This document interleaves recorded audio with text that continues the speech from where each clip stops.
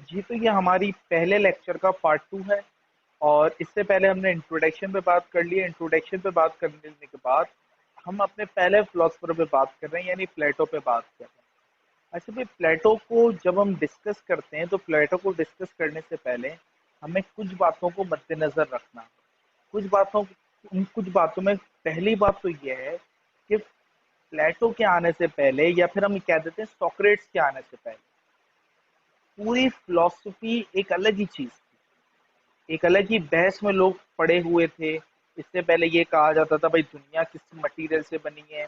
और जैसे पहला जो फिलोसफर है उसका नाम थैलस है। तो ये अजीब ही माहौल बना हुआ था, अजीब ही लोग कश्मकश में पड़े हुए थे। तो अब जब सोक्रेट्स आता है तो वो लोगों को जो सवाल करता है वो एक अलग ही नहज पे लेके जाता है।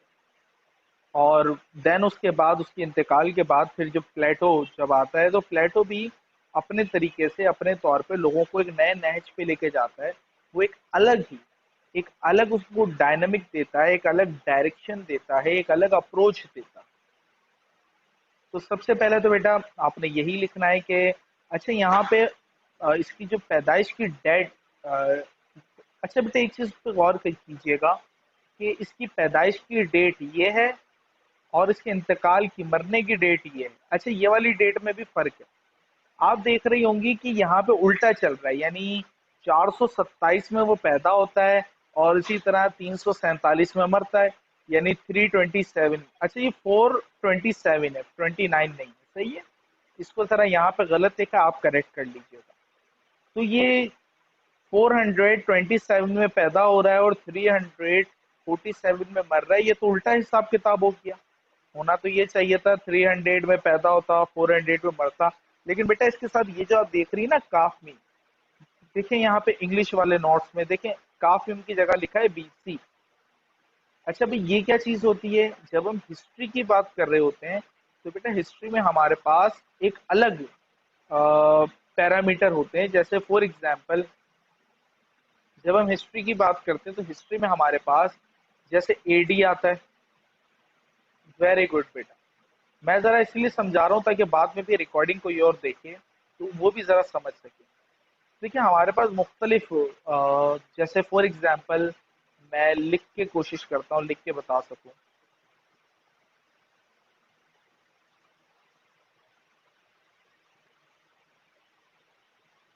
अच्छा भाई, आपने हिस्ट्री में देखा होगा AD लिखा हुआ आता है, या फिर ऐसा भी होता है BC लिखा हुआ आता है, ये तो यहाँ भी लिखा हुआ है। अच्छा भाई, ये AD का मतलब, AD इस वक्त कौन सी AD चल रही है, एनी आइडिया? बेटा इस वक्त 220 AD चल रही है। अच्छा, AD को हम उर्दू में क्या कहते हैं? मैं उर्दू में इसलिए बता रहा हूँ क्योंकि आमतौर पे हम उर्दू में पढ़ते रहते हैं तो उर्दू में जरा आसानी रहती है।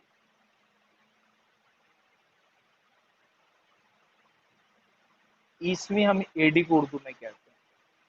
और BC कौन सी चल रही है बेटा? BC खत्म हो चुकी है। अच्छा, इसे हम क्या कहते थे BC को? इसको हम कहते थे कबल मसीह, यानी हजरत ईसा अलैहि सलाम की पैदाइश से एक।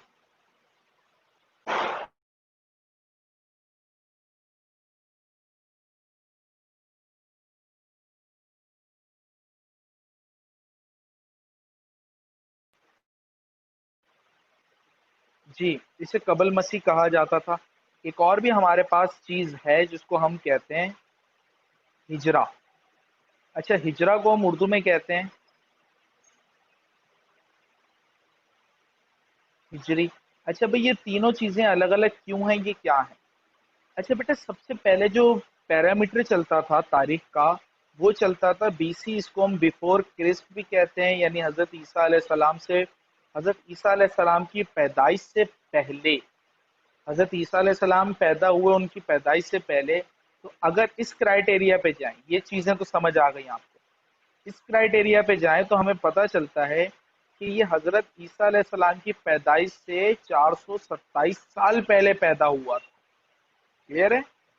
और फिर वक्त गुजरता चला गया और ये हजरत ईसा अलैहि सलाम की पैदाइश से तकरीबन 447 साल पहले, सॉरी 347, 347 ईयर्स पहले इस दुनिया से चला जाता है। तो बेटा सबसे पहला पॉइंट तो ये आएगा, Plato was born in Athens in 427 BC। तो बेटा इस पॉइंट को जल्दी से नोट डाउन कर लें।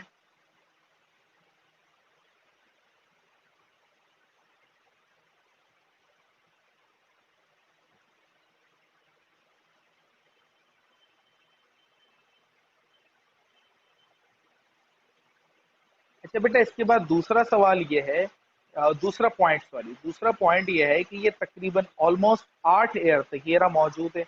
ये तकरीबन 8 ईयर तक सुकरात के साथ रहा, सुकरात से इल्म हासिल करता रहा। हमारी इससे पहले पार्ट में बात हो चुकी है कि ये सोक्रात का स्टूडेंट था और ये तकरीबन 8 साल सोक्रात के साथ रहता है, उसके साथ इल्म हासिल करता है। तो इसको सेकंड पॉइंट बना के लिख लें अपने पास।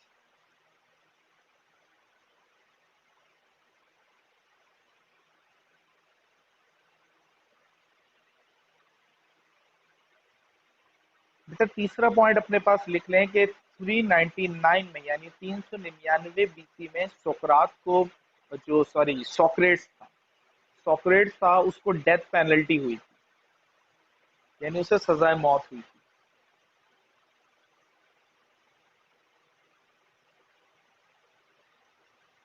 पॉइंट टू रिपीट करूं बेटा, पॉइंट टू ये है, ये तकरीबन 8 ईयर्स तक, ऑलमोस्ट 8 ईयर तक ये सोक्रेट्स के साथ रहा और सोक्रेट्स से तालीम हासिल करता रहा।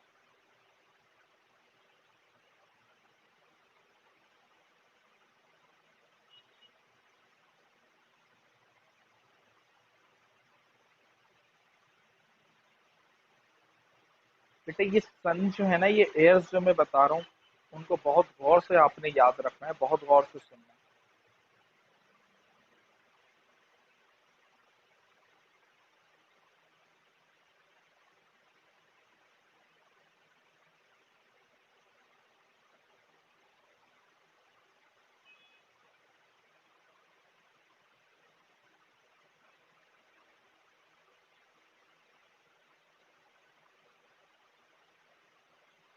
देन जब सोक्रेट्स को ये रहा 399 BC में, जब सोक्रेट्स की डेथ होती है, सोक्रेट्स को जब डेथ पेनल्टी मिलती है, और इसी के साथ एक चीज और भी होती है, यहाँ पे जरा देखें, the turning point come in his life. अच्छा, इसकी लाइफ में टर्निंग पॉइंट ये आता है, ये खुद कहाँ से था, ये खुद था इथेन से। याद होगा आपको, हमने पढ़ा कि ये इथेन में पैदा होता है। इसकी लाइफ में टर्निंग पॉइंट ये है, इथेन के लोग जो थे वो जहनी तौर पे बहुत शार्प थे। जो उस वक्त यूनान था वो दो हिस्सों में डिवाइड था, पहला हिस्सा था इथेन, दूसरा हिस्सा था स्पार्टा। स्पार्टा के लोग जो थे वो जिस्मानी तौर पे सेहतमंद थे, और इथेन के लोग दिमागी तौर पे सेहतमंद थे। इसकी जिंदगी में एक और ट्रेंडिंग पॉइंट आता है, 399 में सोक्रेट्स की डेथ होती है। उसकी डेथ के अगले ही साल इसकी लाइफ में टर्निंग पॉइंट आता है, और वो टर्निंग पॉइंट तब आता है जब इथेन के लोग स्पार्टा के लोगों से हार जाते हैं।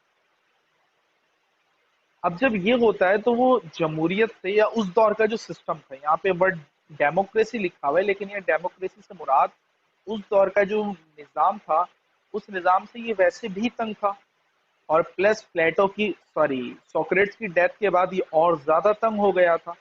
अब ये क्या करता है, ये तकरीबन 12 साल के लिए अपने शहर को, अपने मुल्क को छोड़कर दुनिया की ट्रैवलिंग के लिए, सैरो सयाहत के लिए चला जाता है।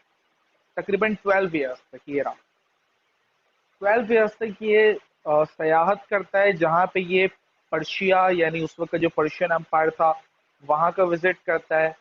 ये इजिप्ट जाता है, ये अफ्रीका जाता है, इटली जाता है, सिसिली जाता है, और इस तरह के कई सारे दीगर किंगडम्स में जाता है, और वहाँ के सिस्टम को ये देखता है।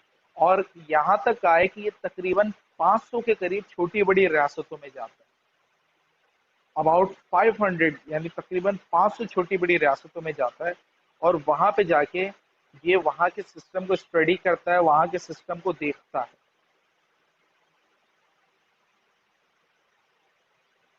है ना बेटा? इसके बाद तकरीबन 387 BC में ये वापस इथेन आता है, 387 BC। ये चीज इंग्लिश वाले में मौजूद नहीं है, ये चीज उर्दू वाले में मौजूद है।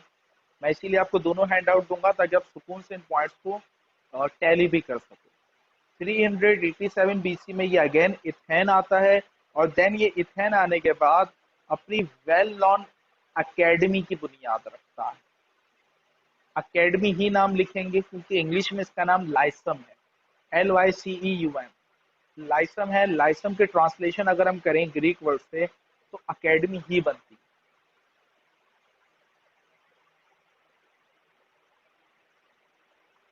और देन इसकी इस एकेडमी के अंदर दीगर स्टूडेंट्स के साथ जो इसका भी स्टूडेंट है यानी एरिस्टोटल वो भी आता है, लेकिन फिलहाल अभी हम एरिस्टोटल का जिक्र नहीं करने वाले।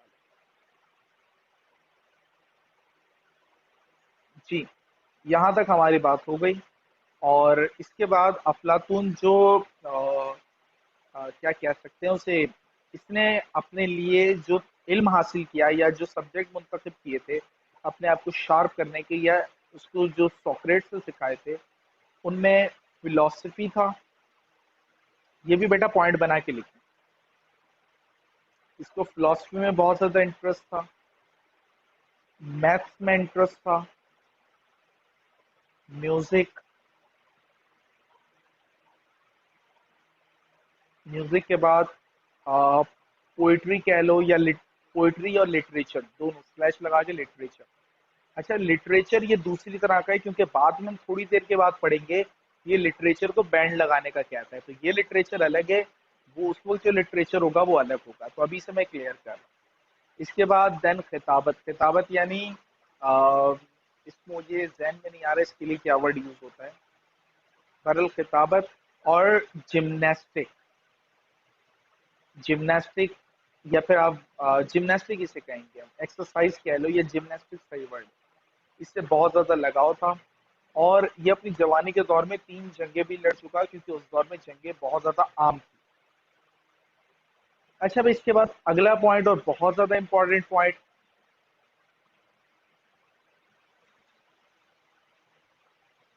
इसके बाद बहुत ज़्यादा इंपॉर्टेंट पॉइंट है।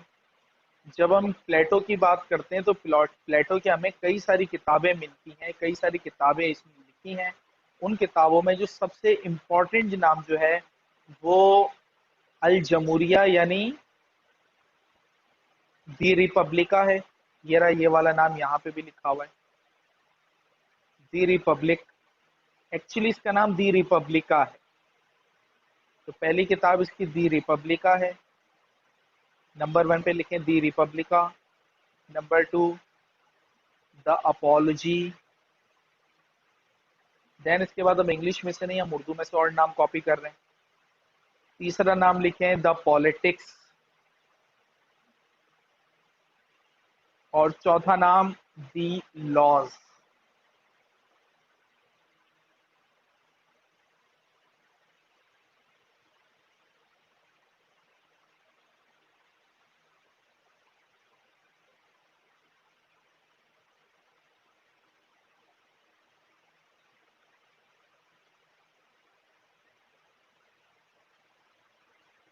अच्छा जी, यहाँ तक इसका इंट्रोडक्शन हो चुका, अच्छा खासा हम इंट्रोडक्शन लिख चुके हैं। तो अब इसके इंट्रोडक्शन से आगे बढ़ते हैं क्योंकि इसका इंट्रोडक्शन का कोई अलग सवाल नहीं बनता बल्कि बाकी सवालों के साथ हमें इसके इंट्रोडक्शन को जोड़ना पड़ता है। अच्छा, जो हमारी इससे पहले बात हुई कि ये सोक्रेट्स की डेथ के बाद और जब इथेन जब स्पार्टा से शिकस्त खा लेता है, डिफीट कर जाता है, तो उसके बाद फिर ये 12 साल के लिए घूमने फिरने सयाहत के लिए टूरिज्म के हवाले से निकल जाता है। और ये तकरीबन 500 से ज़्यादा रियासतों का उनके सिस्टम्स को स्टडी करता है, एनालिसिस करता है। देन फिर जब ये 12 साल के बाद इथेन वापस लौटता है, एकेडमी बनाता है, देन वो सारी चीजें जो इसने वहां पे देखी थी, जिन तमाम तर चीजों का जायजा लिया था, उन तमाम तर चीजों को बेस बना के ये अपनी किताब दी रिपब्लिका, इसकी किताब जो है दी रिपब्लिका, उस दी रिपब्लिका किताब में ये एक ऐसी आइडियल स्टेट की बात करता है। अच्छा, इसको नोट डाउन नहीं करना, इसको सिर्फ समझ लें। एक ऐसी आइडियल स्टेट की बात करता है जो कि तमाम तर चीजों से फ्री है, यानी ना हालात का उस पर कोई असर हो रहा है, ना आसपास के माहौल का कोई असर हो रहा है, ना टाइम के गुजरने का कोई असर हो रहा है, किसी भी चीज का उसकी इस किताब पर कोई भी असर नहीं हो रहा। एक ऐसी आइडियल किताब है। अच्छा भाई, हम एरिस्टोटल की जब बात करते हैं तो एरिस्टोटल को हम प्रैक्टिकल कहते हैं, जबकि हम प्लेटो की बात करते हैं तो हम इसको आइडियलिस्टिक कहते हैं। ये दोनों हैं तो टीचर और स्टूडेंट, लेकिन इनकी अप्रोच एक दूसरे से कम्प्लीटली मुख्तलिफ है। ये आइडियलिस्टिक है, वो रियलिस्टिक है। ठीक है, वो रियलिज्म पे बात करता है, ये आइडियलिज्म पे बात करता है। अच्छा भाई, इसकी किताब जो है दी रिपब्लिका, इसकी किताब के बारे में भी हमें बहुत कुछ पढ़ना है इसकी किताब के बारे में। अच्छा भाई, अब जरा इंग्लिश पे आते हैं। इंग्लिश वाले में जरा देखें, प्रोफेसर सबीन ने इसके बारे में एक बहुत खूबसूरत अल्फाज में बयान किया है कि the true romance of republica is the romance of free intelligence unbounded by custom untrained in deed by human stupidity and self, able to direct the force, even the customs and stupidity themselves along the road of a national life। बहुत खूबसूरत अल्फाज में इन्होंने Republica को define किया है। Then यहाँ पे ये देखिए, यहाँ पे प्रॉपर इसका नाम है, इसको एक्चुअली रिपब्लिका कहा जाता है, लेकिन क्योंकि इंग्लिश में रिपब्लिका वर्ड नहीं है तो हम इसको रिपब्लिक रिपब्लिक कहते हैं। और इसका ग्रीक में जो ट्रांसलेशन अगर हम करें तो पॉलिटिया या पॉलिटी बनता है। और ये बेसिकली एक ऐसी किताब है जो पूरे सिस्टम को डिफाइन करती है, पूरा सिस्टम कैसा होना चाहिए। जब हम इस किताब को डिस्कस करेंगे तो हमें पता चलेगा कि यहाँ पे इसने जस्टिस के सिस्टम को डिफाइन किया है, यहाँ पे इसने सोसाइटी में जो तबकात होते हैं उनको डिफाइन किया है, यहाँ पे इसने मजीद बहुत सारी चीजें ऐसी बताई हैं जो कि सोसाइटी में एग्जिस्ट करती हैं। तो हम यहाँ पे इसकी किताब जो है इसका जो आइडियल स्टेट है उस आइडियल स्टेट को पढ़ना शुरू करते हैं। अच्छा भाई, इसकी आइडियल स्टेट इसकी किताब में है, ठीक है।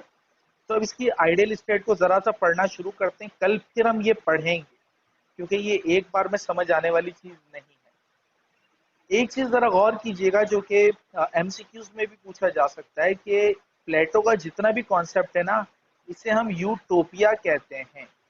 यूटोपिया मतलब ख्याली, और इसकी फिलॉसफी को हम यूटोपियन कहते हैं, यानी ख्याली फिलॉसफी या ऐसी ऐसी फिलॉसफी जो ख्यालात पे मुश्तमिल होती है। इसके स्टेट को अभी हम यूटोपियन स्टेट कहते हैं, यानी ख्याली रियासत। तो ये ट्रमोलॉजी है ना यूटोपिया, इसको आपने याद रखना है। इसका मतलब है ख्याली चीजें या इमेजिनरी तस्वुराती चीजें, ठीक है, आइडियल भी कह सकते हैं हम। तो इसने अपना जो आइडियल स्टेट बयान किया, कहता है कि इसने अपने आइडियल स्टेट को एक ऐसे आर्टिस्ट से तशबीह दी है। यहाँ पे जरा देखें, ये कह रहा है इसने अपने स्टेट को एक ऐसे आर्टिस्ट से तशबीह दी है जो कि एक स्केच बना रहा है, एक आइडियल पिक्चर का स्केच बना रहा है, बगैर ये सोचे समझे कि आखिर में रिजल्ट क्या निकलेगा। उसे रिजल्ट की परवाह नहीं है, वो सिर्फ पिक्चर बना रहा है। उसे इस बात की भी परवाह नहीं है कि मुकम्मल होगी नहीं होगी, वो सिर्फ बनाए जा रहा है। जो उसके जहन में आ रहा है, जो उसके ख्यालात में आ रहा है, वो अपने ख्यालात को प्रैक्टिकली तौर पे अपने सामने उभारने की कोशिश की जा रहा है। बिल्कुल इसी तरह प्लेटो ने भी अपनी आइडियल स्टेट का जो तस्वुर दिया, वो इन तमाम तर चीज़ों से हट के दिया कि ये चीज़ें हकीकत में पॉसिबल भी हैं या नहीं है, ये चीज़ें हो भी सकेंगी या नहीं हो सकेंगी। उसके जहन में जो कुछ आ रहा था, उसने वो तमाम तर चीज़ें वहाँ पे वाज़ेह की। अच्छा भाई, इसके जब हम देखते हैं तो इसकी फिलॉसफी, यानी इसने यहाँ पे स्टेट को इंसानी जिस्म से तशबीह दी है, इंसानी जिस्म से कंपेयर किया है, और इस तरीके को हम कहते हैं एनालॉजी। जब आप किसी एक चीज को दूसरी चीज से मैच कर रहे हो ना, या फिर एक चीज कह रहे हो कि भाई देखो, जैसे तुम्हारा हाथ है वैसे मेरा टांग है, मेरी टांग है, एक मिसाल दे रहा हूँ, तो बेटा इस तरीके को हम कहते हैं एनालॉजी। इसने भी यहाँ पे एनालॉजी का इस्तेमाल किया है। इसने भी यहाँ पर इंसानी बॉडी को, ये कहता है कि रियासत एक इंसानी बॉडी की तरह है। इंसानी बॉडी में जैसे हेड होता है। अच्छा, इसको फिलहाल ये पिक्चर है, इसको फिलहाल अभी ना पढ़ो, पहले मेरी बात सुन लो, फिर ये खुद समझ आ जाएगी। कहता है देखो, इंसानी जिस्म में दिमाग होता है, इंसानी जिस्म में दिल होता है। अच्छा, दिमाग का काम क्या है इंसानी जिस्म में? ऑर्डर्स पास करना। ऑर्डर्स पास करने के साथ साथ ये और क्या करता है, ये तमाम तर चीजों की इंफॉर्मेशन कलेक्ट करता है। इसके बाद आप हार्ट कह लो, हार्ट है सीने में, और सीना ब्रेवरी का सैंपल है, यानी ताकत का सैंपल है। जब इंसान किसी को, मर्द जब लड़ते हैं ना आपस में, तो वो एक दूसरे को सीना तान के लड़ते हैं, या फौज के जवान जब चलते हैं वो सीना तान के चलते हैं, क्योंकि ये ताकत का सैंपल तस्वुर किया जाता है।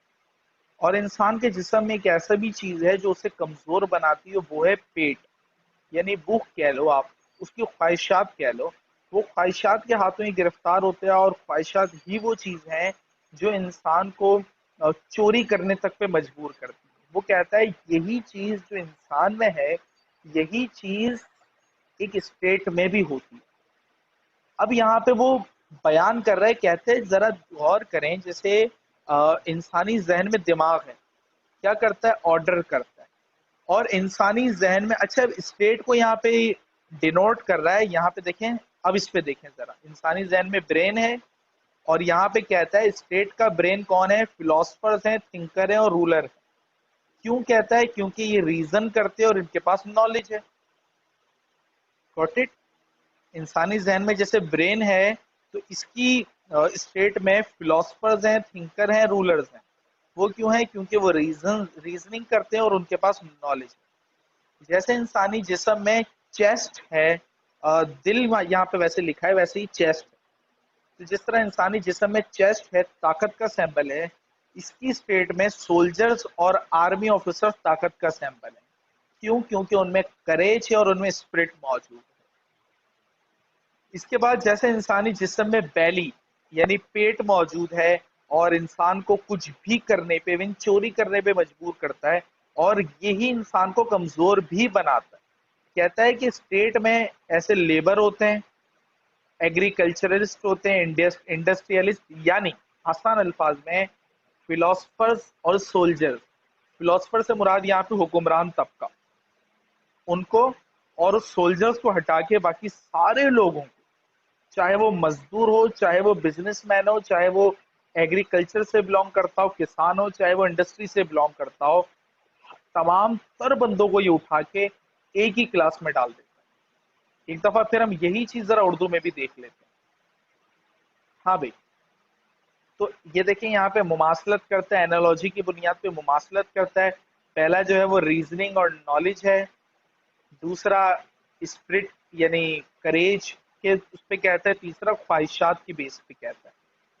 और यहाँ पे फिर मजीद इन चीजों को डिफाइन भी करता है। कहता है पहला वाला जो अक्ल, रीजन के तौर पे कहता है कि मेरे स्टेट में जो फिलोसफर है, अच्छा भाई, ये अपनी स्टेट का हुक्मरान फिलोसफर किंग को कहता है, या फिलोसफर किंग की टर्मोलॉजी बार बार सुनेंगी तो फिलोसफर किंग क्या है, इसके नजदीक फिलोसफर किंग एक ऐसा शख्स है जो तमाम तर चीजों में बेहतरीन है, किसी चीज में कम नहीं है, हर चीज के बारे में जानता है, चाहे वो पॉलिटिक्स हो, चाहे वो इकोनॉमी हो, कोई भी चीज हो, वो हर चीज के बारे में जानता है।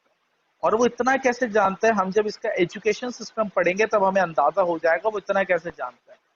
क्योंकि इसने अपने फिलोसफर किंग को तकरीबन उसकी उम्र की 50 साल तक पढ़ा है। वो तो हम जब एजुकेशन सिस्टम को डील करेंगे तब हमें पता चलेगा। और इसने ये तमाम तर जो इदारे बनाए हुए हैं, इदारों में स्टार्ट के दो जो है वो एजुकेशन के बेस पे हैं, तीसरे वाले के लिए कोई एजुकेशन की ये कोई तरीकाकार बाउंड करता ही नहीं। मैं फिर एक दफा इंग्लिश वाले पे आ रहा हूँ। एक दफा फिर बेटा ये देख लें, ये इंसानी जिस्म में जो ब्रेन होता है उससे अपने स्टेट के फिलोसफर्स को, थिंकर को और रूलर्स को तशबीह देता है। और इस वजह से क्योंकि ये रीजनिंग करते हैं और इनके पास नॉलेज मौजूद है। दूसरे नंबर पे ये कहता है कि इंसानी जिस्म में दिल होता है, यहाँ दिल की जगह वो ले रहा है सोल्जर्स को और मिलिट्री ऑफिसर्स को ले रहा है। क्यों ले रहा है, कहता है कि इनमें करेज है और इनमें स्पिरिट मौजूद है। तीसरे नंबर पे कहता है इंसानी जिस्म में जैसे बैली, पेट मौजूद है जो इंसान को कमजोर भी बनाता है। कहता है कि मेरी रियासत में भी लेबर तबका यानी मजदूर तबका या बिजनेसमैन तबका, यानी स्टार्ट के दो तबकों के अलावा जितने भी लोग हैं वो तीसरे तबके में, और ये तीसरा तबका बेसिकली मिडिल क्लास तबका, यही रियासत को कमजोर भी बनाता है और यही ताकतवर भी बनाता है। जब आपका पेट भरा हुआ होगा तो आपसे ज्यादा ताकतवर कोई नहीं, और जब आपका पेट खाली होगा तो आपसे ज्यादा कमजोर कोई। जी बेटा, आज के लिए हम सिर्फ यहीं तक पढ़ रहे हैं, उसकी वजह यह है क्योंकि सिर्फ ये बेसिक है। ये बेसिक क्लियर होगी तो हम आगे पढ़ सकेंगे, आगे पढ़ने में मजा आएगा। अगर मैं ये आपको अभी खींच लूं और ये पढ़ा दूं तो बेटा बिलीव मी आप उलझ के रह जाओ। तो चलें बेटा, आज के लिए फिलहाल स्क्रीन शेयरिंग यहीं तक। अब अगर कोई सवाल है तो सवाल पूछ लें।